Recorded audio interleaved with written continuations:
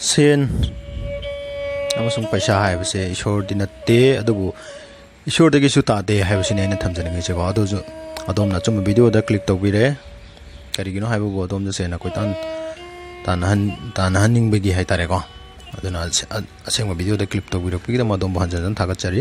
ꯑꯗꯨꯒ ꯂꯣꯏꯕ ꯐꯥꯎꯕ ꯃꯤꯠꯌꯦꯡ ꯇꯥꯕꯤꯌꯨ ꯍꯥꯏꯅ ꯊꯝꯖꯔꯒ ꯑꯗꯣꯝꯅ ꯂꯥꯏꯛ ꯁꯦꯌꯔ ꯁꯕꯁꯀ꯭ꯔꯥꯏꯕ ꯇꯧꯕꯤꯕꯒꯤꯗꯃꯛ ꯑꯗꯣꯝꯕꯨ ꯑꯃꯨꯛꯀ ꯍꯟꯅ hanya jan thaga cari ai makha sathajarke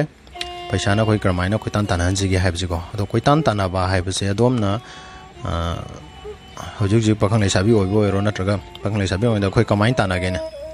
haide nungsibam phawdigi tanari bne ntra ado nungsibase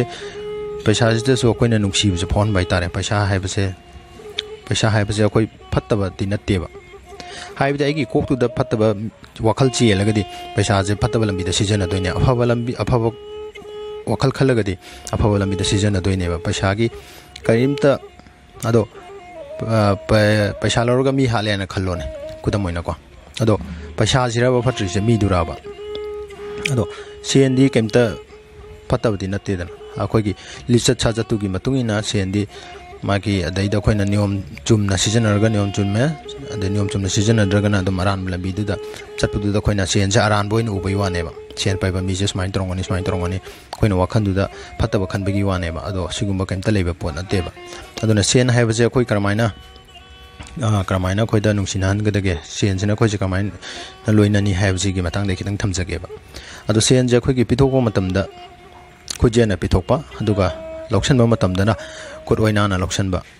ado wakhal sida su kari khan gani ham tam da pitokpa matam sida ye na pitokpa matam sida invest tori ne hana khallaga pitokpa ko pai di pot leibi gi ro ja haming on the people ro bu wi sang boy ro ja loin mak ado ga loksan lakpa khitang halakpo ero ko halakpa hai jo oina na lokba doga lupa adom na lupa changa pot leigre lupa tara re ba halakpa do as interest lai hana khallaga interest lai hana changa do puthoki bani interest lai hana khallaga oina sin lobi ba hitare ko ado masigi technique se dum season bi ba ado aduki matik khoina kaino je ma senje khoina nungsiba phawrige nungsiba mi dune ba khogi inakta lege doje nungsiba mi do kananta adungi inakta lebrane leite tana adwain tawna khogi sen sida ju nungsiba do phaw hai tare phawon bi hai tare ko adu itar de adum loiner kaneba sen hai soi thawai pan budi natte du thawai pan dab su natte ma hakse tasenki khanjal roga de adu che ne an khalaga su chejam di natte dana chejam ga lemina ba de di khogi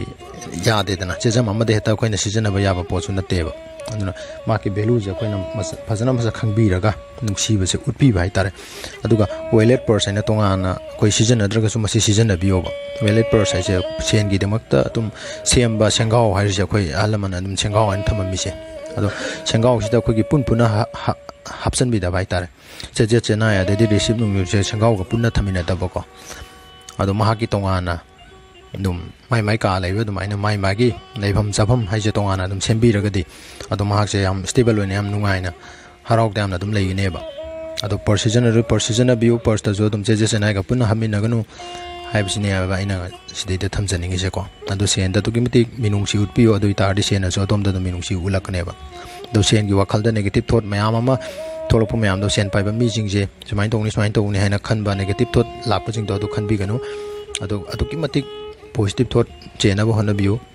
relation do phagal han biu ba sen ga adong gi wakal ga je ko ado itar di sen so masana dum tunga kane ba hoi phare ngasi tong te sha de sum le sanjar ge adom na lo tong mi yang ta bi dong adom han jan thaga chari